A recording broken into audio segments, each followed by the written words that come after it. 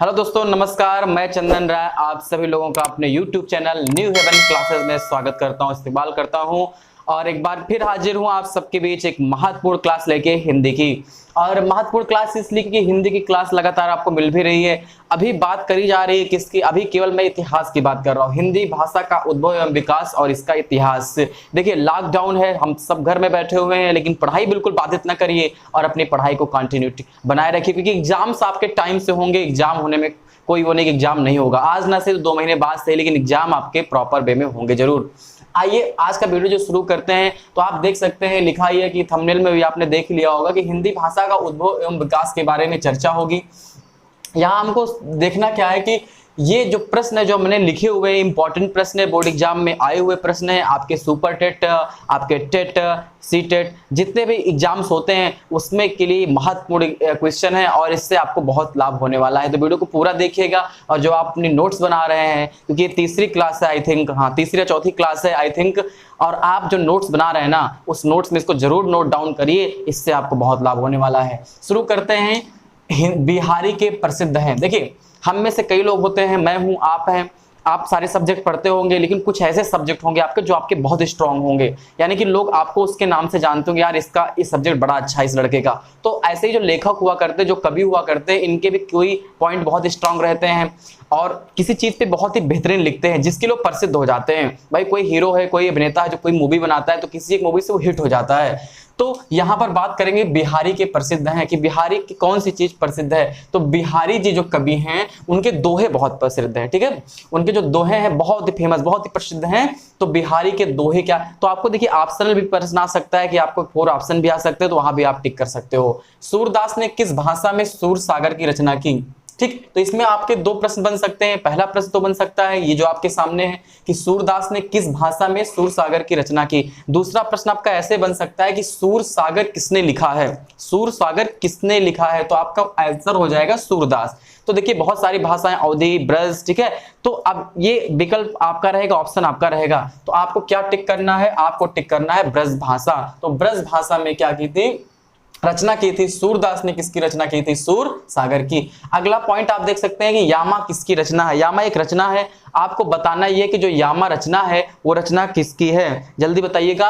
यामा रचना बहुत ही फेमस एक कवित्री है, उनका नाम क्या है? महादेवी वर्मा। ठीक, महादेवी वर्मा ने किसकी रचना की है? यामा की रचना की है। आगे बढ़ते हैं। ये क्वेश्चन बहुत ही इंपॉर्टेंट है, बोर्ड एग्जाम के दृष्टि से यूपी बोर्ड में तो बहुत ही इंपॉर्टेंट है। और सन 2020 का एग्जाम हो यूपी बोर्ड का, उसमें 12th में ये क्वेश्चन पूछा गया था कि जो तार सप्तक है, ये जो तार सप्तक है, इसका प्रथम तार सप्तक का प्रकाशन वर्ष कब था? देखिए पहला ज्यादातर पूछा जाता है, लास्ट वाला पूछा जाता है, तो इसको जरूर याद रखिए कि तार सप्तक का जो प्रकाशन वर्ष था वो कब था? तो 1943, सन 1943। बिल्कुल मत भूलिएगा, याद रखिएगा। ये क्वेश्चन यूपी टेट में भी आ चुका है।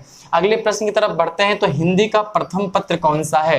तो हिंदी का ऐसा कौन सा पत्र जो प्रथम पत्र कहलाता है? तो उतंत मार्तंड जो है हिंदी का प्रथम पत्र कहलाता है। उतंत मार्तंड हिंदी का प्रथम पत्र है। आगे बढ़िए। प्रेम सागर किसकी रचना है? ये रचना कई बार पूछी जाती है यूपी बोर्ड का, तो एक बहुत ही फेमस प्रश्न है कि प्रेम सागर किसकी रचना है। तो प्रेम सागर रचना जो है लल्लू लाल जी की है। प्रेम सागर रचना है लल्लू लाल जी की। या कंठस्थ कर लीजिए अच्छे से। चिंतामणि किसका निबंध संग्रह है? तो पहली चीज तो जान लीजिए, जो चिंतामणि है वो क्या है? निबंध है। तो इसमें भी 2 क्वेश्चन बन सकते हैं। पहला तो आपके सामने लिखा गया है कि चिंतामणि किसका निबंध संग्रह, एक ये हो गया। एक टाइप से क्वेश्चन और बन सकता है कि जो चिंतामणि है वो कौन सी विधा है? तो आप क्या बता सकते हैं? वहां पर बता सकते हैं कि निबंध है। तो किसका निबंध संग्रह है? ये है रामचंद्र शुक्ल जी का। आगे हम बढ़ते हैं। तो आवारा मसीहा, ठीक, आवारा मसीहा में किस, हाँ यहाँ पर एक चीज छूट रहा है, यहाँ पर जीवनी होनी चाहिए कि आवारा मसीहा में किसकी जीवनी का जीवन चरित्र है। तो आपको बताना ये कि ना कमेंट बॉक्स में आवारा मसीहा लिखा किसने है। तो आवारा मसीहा में किसकी जीवनी के बारे में लिखा गया है? तो शरद चंद्र चट्टोपाध्याय के बारे में लिखा गया है। ठीक, आवारा मसीहा में पिता कहानी के लेखक। अब फिर यहाँ पर देख लीजिए, ये भी क्वेश्चन बन सकता है कि जो पिता है, ठीक, ये कौन सी विधा है? तो कहानी है। इसके लेखक कौन है आपको इतना बताना है। तो ज्ञान रंजन जी क्या इन्होंने रचना की है? इन्होंने पिता कहानी की रचना की है। उनका नाम क्या है? पिता कहानी के लेखक का ज्ञान रंजन। अगले प्रश्न की तरफ आगे बढ़ेंगे। इंपॉर्टेंट प्रश्न है और अगर वीडियो पसंद आ रहा हो तो चैनल को सब्सक्राइब कर दीजिए। नीचे एक रेड कलर का बटन होगा और बेल जरूर बजा दिया कि ताकि आपको नोटिफिकेशन भी टाइम टू टाइम मिलती रहे। अन्य से अनन्या किसकी रचना है? तो एक रचना है अन्य से अनन्या, आपको बताना है इसको किसने लिखा है, किसकी रचना है। तो प्रभा खेतान जी की रचना है अन्य से अनन्या, महत्वपूर्ण रचना है, जरूर याद रखिएगा। अपने अपने पिंजरे आत्मकथा है। तो पहली चीज तो एक चीज याद कर लीजिए, कभी पूछा जाए कि अपने अपने पिंजरे क्या है, कौन सी विधा है, तो आप बता सकते हैं कि आत्मकथा है। किसकी है? तो आप देख सकते हैं मोहनदास नैमिषारण्य की जो है आत्मकथा है अपने अपने पिंजरे। अगले क्वेश्चन की तरफ आगे बढ़ेंगे। इदम्बम किसकी रचना है? तो ये रचना है मैत्री पुष्पा। एक बहुत ही इंपॉर्टेंट प्रश्न ये भी है, तो याद रखिएगा नाम मैत्री पुष्पा। अगले प्रश्न की तरफ आगे बढ़ेंगे। 100 अजान एक सुजान, 100 अजान एक सुजान किसका उपन्यास है?